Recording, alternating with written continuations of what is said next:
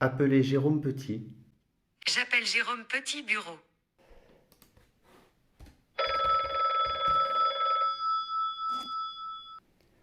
Jérôme Petit, j'écoute? Oui, monsieur Petit, bonjour. Oui, bonjour Monsieur Hiltel, tout va bien? Oui, oui, tout va bien, tout va bien. Comme vous m'aviez dit lors du rendez-vous bilan que j'avais 18 000 € de marge pour rémunérer mes 5 salariés, j'avais pensé leur verser 300 € de plus chaque mois à chacun. Mais je me demandais, dans ce cas, combien ils vont toucher en salaire net supplémentaire? Pas grand-chose. Non. Attendez, je vais me connecter au simulateur de Pôle emploi. Donc, vos salariés touchent actuellement en moyenne 1 500 € par mois, c'est ça? Oui, oui, à quelques euros près, c'est ça. Donc, avec les charges sociales, vos salariés vous coûtent actuellement 2 280 € chaque mois. Et comme l'idée c'est que ça vous coûte 300 € de plus, on doit arriver à un coût global de 2 580 €. Et ça me donnerait dans ce cas un salaire net proche des 1 626 €.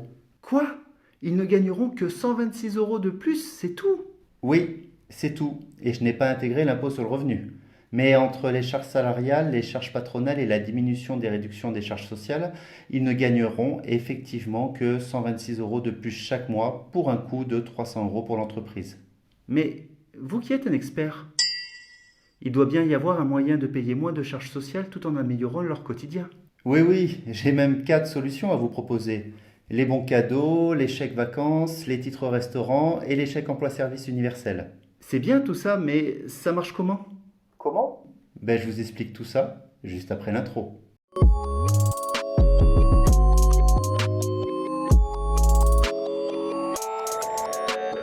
Petit bonus, certains avantages bénéficient également aux chefs d'entreprise. Donc quand ce sera le cas, ne vous inquiétez pas, je vous le dirai.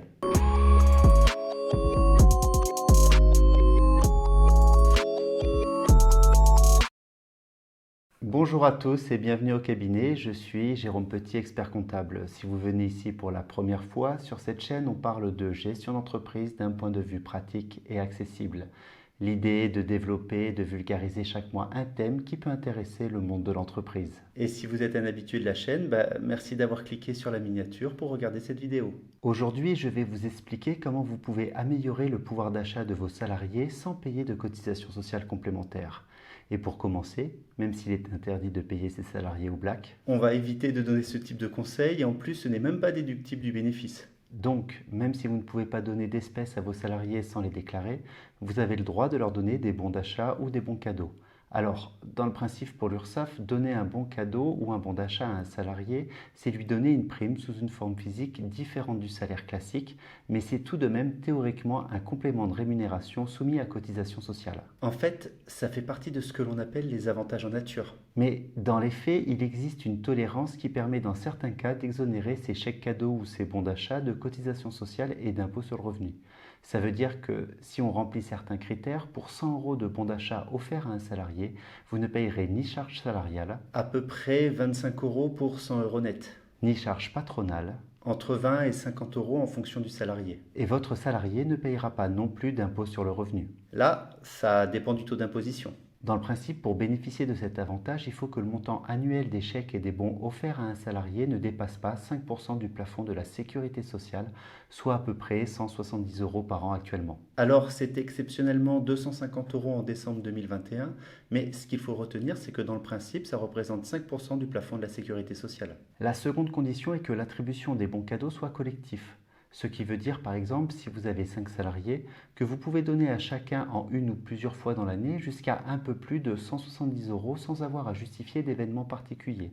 Par contre, pour que cette somme soit exonérée d'impôt, vous devez la donner à vos 5 salariés de manière identique. Ce point-là reviendra tout au long de la vidéo. En règle générale, pour qu'un avantage soit exonéré de cotisations sociales, il faut qu'il soit collectif et identique pour chacun de vos salariés. Il peut y avoir quelques adaptations, mais pour être certain de ne pas se faire retoquer, pensez plutôt à appeler votre expert comptable. Pour le moment, la règle est assez simple, mais là où ça se complique, c'est qu'il est possible de dépasser ce plafond des 170 € par an et par personne, et pour autant d'être toujours exonéré de cotisations sociales. C'est un peu comme la fusée de Thomas Pesquet, c'est la fusée à 2 étages.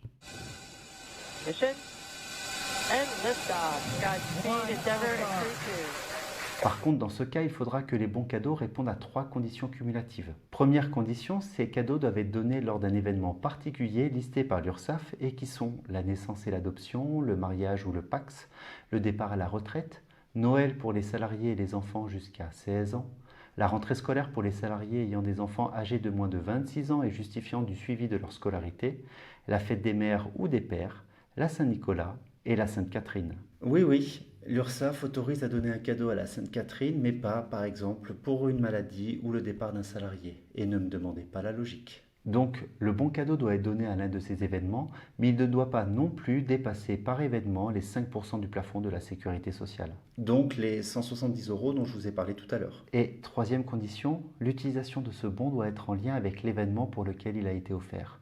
Ce qui veut dire pour commencer que les bons ne peuvent jamais être utilisés pour les courses de la semaine ou faire le plein d'essence par exemple. Et si vous avez offert des chèques cadeaux pour la rentrée scolaire, les bons d'achat devront permettre l'accès à des biens en rapport avec la rentrée scolaire comme l'achat de fournitures, de livres, des vêtements et de la micro-informatique. C'est normalement écrit sur les bons cadeaux. Mais, ôtez-moi d'un doute, j'ai pas l'impression que ce soit le cas pour les primes de rentrée scolaire versées par la CAF. Et pour terminer sur les bons cadeaux, même si rien n'est écrit en toutes lettres dans les textes, il semble que le dirigeant ne puisse pas en bénéficier. Vous pouvez faire un cadeau à vos salariés, mais vous ne pourrez pas vous attribuer de bons cadeaux. Après les bons cadeaux, le second type d'avantage que vous pouvez offrir à vos salariés, ce sont les chèques vacances.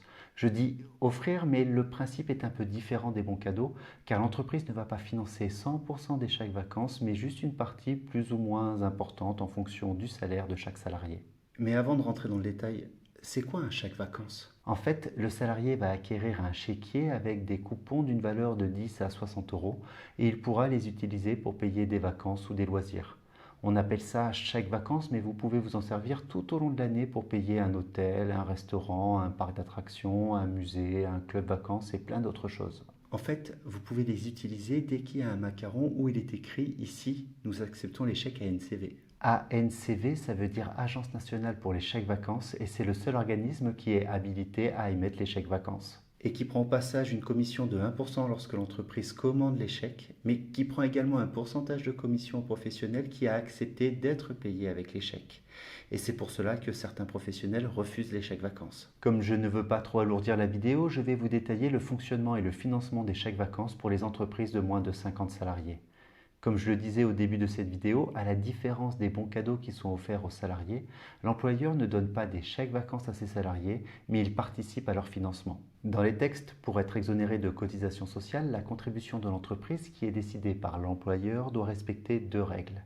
Être inférieur à 460 € par an et par salarié et ne pas dépasser dans la plupart des cas 80% de la valeur des chèques vacances. Je dis dans la plupart des cas car si le salaire moyen du salarié dépasse le plafond mensuel de la sécurité sociale, c'est-à-dire aujourd'hui approximativement 3 400 €. la participation de l'employeur est limitée à 50% de la valeur du chèque. Donc, par exemple, pour optimiser cette exonération, si vous avez 2 salariés touchant chacun 2 000 € brut par mois et que l'entreprise décide de participer au paiement des chèques à hauteur du maximum, c'est-à-dire 80%, chaque salarié pourra commander 575 € de chèques vacances. Mais il n'est pas obligé, c'est juste une possibilité. Donc, il commande ses chèques et pour payer ce chéquier, il sera retenu sur son salaire 115 € au titre de la participation du salarié et l'entreprise participera au financement à hauteur de 460 €. L'entreprise déduira cette somme de son bénéfice, elle ne sera soumise à aucune cotisation sociale sur cette participation et le salarié aura au final un avantage de 460 € sur lequel il ne payera aucun impôt sur le revenu. Mais comme rien n'est simple, le salarié payera tout de même de la CSG-CRDS sur cet avantage, c'est-à-dire un peu moins de 10% de l'avantage qui sera déduit de son salaire. Et petit bonus sur les chèques vacances comparé aux bons cadeaux, le chef d'entreprise de moins de 50 salariés peut également bénéficier de ces chèques vacances selon les mêmes règles de plafonnement de la participation de l'entreprise. Ce qui vous permettra aussi de partir en vacances. Je vous ai dit que les chèques vacances peuvent servir à payer un restaurant, mais il y a un autre avantage qui a le même objet, ce sont les titres restaurants. Le titre restaurant est un titre spécial de paiement des repas remis par l'employeur aux salariés. Comme pour les chèques cadeaux, son utilisation est limitée par la loi. Et dans les faits, on ne peut utiliser les titres restaurants que pour régler un repas, Au vu du nom, ça paraît logique. des préparations alimentaires directement consommables En d'autres termes, des plats préparés chauds ou à réchauffer. et des fruits et légumes. C'est important de manger 5 fruits et légumes par jour. Comme pour les bons cadeaux et les chèques vacances, le titre restaurant est considéré comme un avantage social et donc pour être exonéré de cotisations, il doit être accordé sur une base égalitaire entre tous les membres du personnel. Et comme pour les chèques vacances, l'employeur va participer au financement des tickets restaurants, mais il ne peut pas en financer 100%. Dans les faits, pour être exonéré de cotisations sociales, la contribution de l'entreprise doit respecter deux limites. Elle doit être comprise entre 50 et 60% de la valeur nominale du titre. Ça veut dire que le salarié va financer entre 40 et 50% du ticket. Et la participation de l'entreprise ne doit pas excéder une limite maximale qui est déterminée chaque année par la loi. En 2021, cette limite était de 5,55 € par ticket. Mais combien de tickets peut-on donner par mois à un salarié? Pour savoir combien de titres restaurants vous pouvez attribuer à un salarié, on va prendre en compte le nombre de repas dans le mois compris dans les horaires de travail de ce salarié. Par exemple, pour une journée de travail qui débute à 9 h et se termine à 17 h, le salarié bénéficiera d'un titre restaurant, mais si sa journée est entre 7 h et midi, il n'en aura aucun. Et pour les télétravailleurs? Là, ça va peut-être vous surprendre, mais même en télétravail, un salarié peut bénéficier des titres restaurants en fonction de ses horaires de travail. Oui, ça peut sembler bizarre au premier abord, mais dans les faits, rien n'empêche un salarié en télétravail de manger à l'extérieur de son domicile entre midi et 2. Donc, un salarié en télétravail peut bénéficier des titres restaurants, mais à l'inverse, si un salarié est absent pour cause de congé ou de maladie, il ne pourra pas bénéficier durant ces périodes de chèque restaurant. Simplement parce qu'il ne travaille pas. Il y a donc des conditions pour donner des titres restaurants aux salariés, mais il y a aussi des conditions pour les utiliser. Je vais parler des conditions normales, hors période Covid. Pour commencer, vous ne pouvez utiliser des titres restaurants que dans les restaurants, les organismes assimilés. Ça veut dire ceux qui vendent des plats préparés, y compris certains supermarchés. Et auprès des détaillants de fruits et légumes qui acceptent les tickets restaurants. Comme pour les chèques vacances, il doit y avoir un macaron sur la porte d'entrée où il est écrit « Ici, nous acceptons les tickets restaurants ». Car, comme les antibiotiques, ce n'est pas automatique. Et un restaurant n'est pas obligé d'accepter ce mode de paiement. Et deuxième condition, normalement l'utilisation des titres restaurants est limitée légalement à un montant maximum de 19 € par jour. Mais on va pas se cacher, dans les faits, certains restaurants acceptent plus à leur risque et péril. Enfin, les titres restaurants ne sont dans le principe pas utilisables les dimanches et les jours fériés. Sans commentaire. Mais au fait, quelle est la valeur des chèques restaurants que l'on peut donner à un salarié? Dans les faits, même si aucune loi n'impose une valeur minimale ou maximale au titre, la valeur est influencée indirectement par les limites légales imposées pour bénéficier des exonérations et les chèques sont souvent compris entre 9 et 11 €. Et pour commander ces chèques restaurants, il est possible d'aller chez différents prestataires comme Edenred, Up, Sodexo et Bimpli. Qui, bien entendu, facture des commissions à l'entreprise qui a commandé les tickets, mais également au restaurant qui les accepte. Au final, sur une base de 20 repas par mois, l'avantage non soumis à cotisation sociale pour l'entreprise et non soumis à impôt sur le revenu pour le salarié peut être au maximum de 111 € par mois, soit un peu plus de 1 330 € par an. Et comme pour les bons cadeaux, même si rien n'est écrit en toutes lettres, il semble que le gérant et les indépendants ne puissent pas bénéficier des tickets restaurants. Vous pouvez donc proposer des tickets restaurants à vos salariés, mais vous, en qualité de chef d'entreprise, vous ne pourrez pas en bénéficier. Sauf si vous êtes un mandataire social. C'est-à-dire le président et le directeur général d'une SAS. Dans ce cas, et ne me demandez pas pourquoi, les titres restaurants sont autorisés comme le précise le site de l'URSSAF. Par mesure de tolérance, les URSSAF considèrent que la participation patronale sur les titres restaurants attribués aux mandataires sociaux peut être exonérée de cotisations de sécurité sociale sans qu'il soit nécessaire de rechercher l'existence d'un lien de subordination entre le mandataire social et la société. Enfin, on n'y pense pas souvent, mais il existe aussi les CESU préfinancés. Les chèques emploi-service universels servent à rémunérer différents services à la personne. Avec ces chèques, il est possible de payer une personne en direct comme une femme de ménage, un jardinier, une garde d'enfants et d'autres métiers. Mais vous pouvez aussi payer des entreprises qui réalisent elles aussi des services à la personne. Sur le même principe que les titres restaurants, le CESU est préfinancé en tout ou partie par l'employeur qui les commande auprès d'établissements habilités par le ministère chargé des services à la personne. On trouve aujourd'hui 5 sociétés qui proposent ces chèques comme Chèque domicile, Domiserve, Edenred, Netexis Intertitres et Sodexo. Économiquement, le CESU préfinancé est l'avantage le plus intéressant pour les entreprises. J'ai gardé le meilleur pour la fin.